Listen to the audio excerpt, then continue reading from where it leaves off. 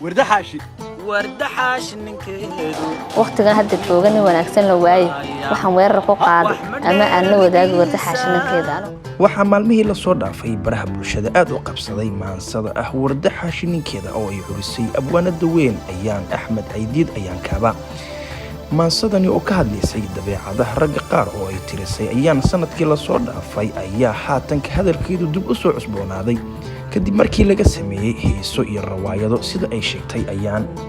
maansadani oo dheereed ayaa waxaa tudciideeda ka mid ahaa waligaynin abwaan ah jacayl maan wadaagin balse wiil cunaqaad ah xiriir weynu sameynay hadduu dooq wareero wax kastoo ku tusaayay waanigii bartay maalin mid shaxaadka ku waalan waligaynin abwaan ah xiriir maanu sameynin balse wiil cunaqaadka jacayl waanu wadaagna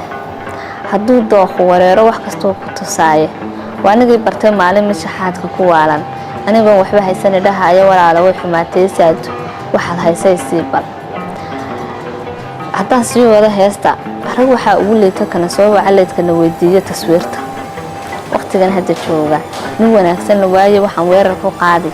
ama aan la wareegi warda xaashinkeeda falcelin ayaa ka dhalatay qaybaha dambe oo ayaan ku leedahay warda xaashinkeeda ayaan la qaybsanayaa ayay dad badan ka soo falceliyeen iyadoo dadka qaar ay maanso kale ku soo jawaabeen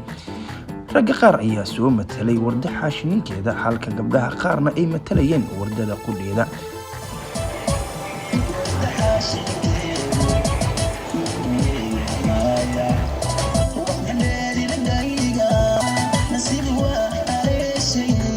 qaar kale ayaa la yaaban ayaan kaaba iyo hablaha kale ee wada doonaya warda ninkeeda maadaama uu yahay nin reer leh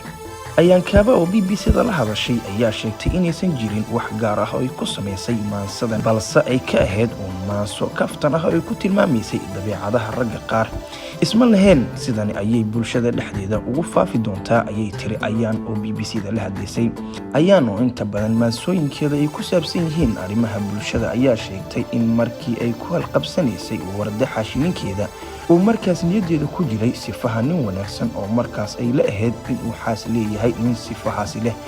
warda xaashinkeeda horta waa qof aad u wanaagsan waa qof dadnimo dabeecad dad la dhaqan intaba leh intaa waxaa u raacda inuu yahay qof deeqsi ah ka warhayn badan naxariis badan oo marka aad la hadlayso iyo marka aad la joogtaba xasilooni badan aad ku dareemayso waa qof aad u muxtarim ah waa qof ahludiin ah waalid jecel boqolaal jeer kugu soo celcelinaya qiimaha waalidka iyo in loo samafalo ayay tiri ayaan kaaba